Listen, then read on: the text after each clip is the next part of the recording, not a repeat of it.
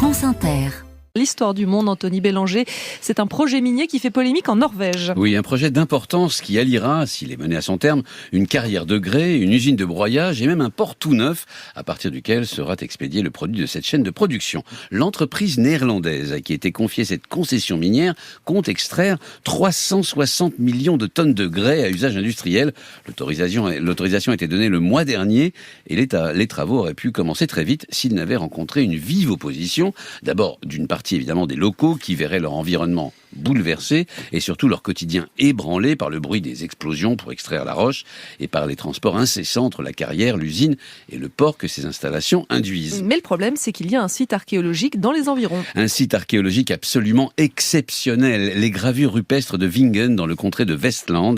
C'est là qu'il y a entre 6000 et 7000 ans, des artistes préhistoriques ont gravé dans le grès plus de 2000 figures animales et humaines. Mais pas seulement. On y trouve aussi des représentations de squelettes humains et aussi des dessins géométriques et abstraits, un héritage unique en Europe pour cette période qui est étudié dans les universités du monde entier. En fait, et c'est même encore plus exceptionnel, rien n'a bougé depuis cette période lointaine sur ce coin du sud de la Norvège.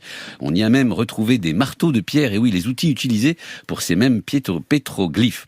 Quand vous dites que rien n'a bougé, vous parlez de dans la grotte ou autour, autour des gravures ? Oui, les paysages sont exactement les mêmes qu'il y a entre 6 et 7000 ans. La faune aussi, les cerfs rouges qui sont représentés sur ces blocs de grès peuplent encore la région. Par exemple, les élans, ils sont souvent représentés en groupe. Or, les élans qui vivent là sont plutôt solitaires, ce qui conduit certains archéologues à imaginer qu'il ne s'agit pas d'une représentation naturaliste, mais plutôt d'une sorte de métaphore des sociétés humaines. L'installation d'un complexe industriel risque de modifier à jamais cet environnement exceptionnel. Les pétroglyphes ne sont pas directement menacés. Le paysage, lui, oui. Et on craint aussi à long terme des secousses et la poussière occasionnée par les explosions minières. Mais ces arguments, est-ce qu'ils ont porté alors ?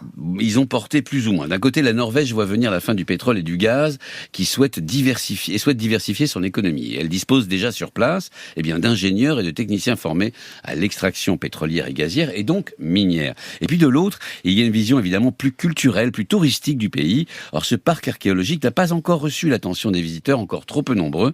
Les opposants proposent donc de développer cet aspect touristique. Deux visions de l'avenir de la Norvège s'affrontent donc autour d'un site vieux, lui, de 6 à 7000 ans. Anthony Bélanger pour l'histoire du monde.